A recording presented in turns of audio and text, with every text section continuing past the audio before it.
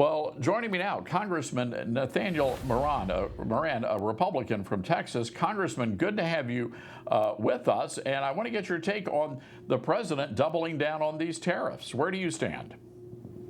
Todd, great to be with you today. I think what we're seeing with the president is a resetting on the national stage. And what he has said from the beginning is, I want reciprocity. So across the globe, there has not been reciprocal treatment as to what we export and what we import and how those are treated. And as a result, we've seen some trade deficits. And the president is adamantly in favor of resetting that international footing for the long term. I know the short term, there's some bumps along the way, and we've seen that today with the stock market. But what he wants is to be treated the same here as other folks expect to be treated internationally, and that has just not been the case.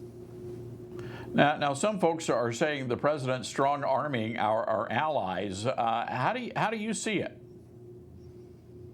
Yeah, I mean, certainly we want to be friendly to our friend nations across the globe, but we want to be treated fairly on an economic standpoint, and that has not been the case for the past 40 or 50 years. And I recognize, look, I'm a free trade guy by nature. I'm a Reagan economics guy, and so I want to make sure that at the end of the day, long term, we're seeing economic policy that provides for freer and fairer trade across the globe. But that means we've got to be treated fairly by those nations that we call partners.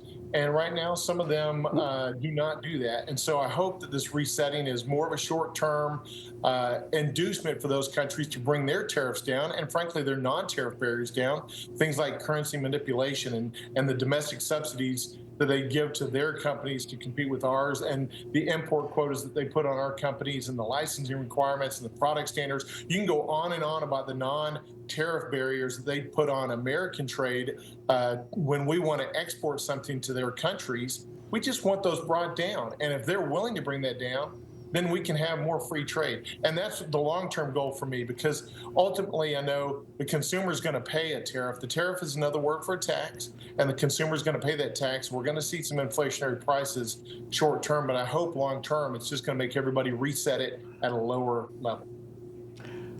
Congressman, I'm curious to get your recommendations for your own party. You had 4 renegade senators side with the Democrats, and they're condemning the president's tariffs, especially against Canada. What do you tell your fellow Republicans on Capitol Hill?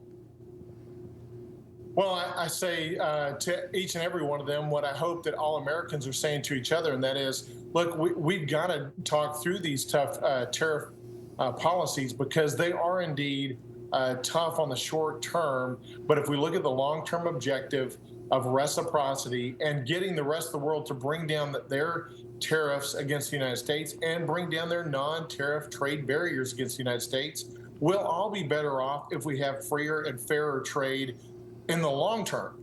But in the short term, I don't mind the president is using the strong arm of his powers under IEPA or the other sections that give executive power to the president to say, under national security reasons or emergency powers reasons, we need to increase the trade policies of the United States and the tariffs here, so that folks realize that they have been imputing them on us, and we need to bring them down altogether. So in the short term, I hope it's a negotiation strategy that brings everything down in the long term.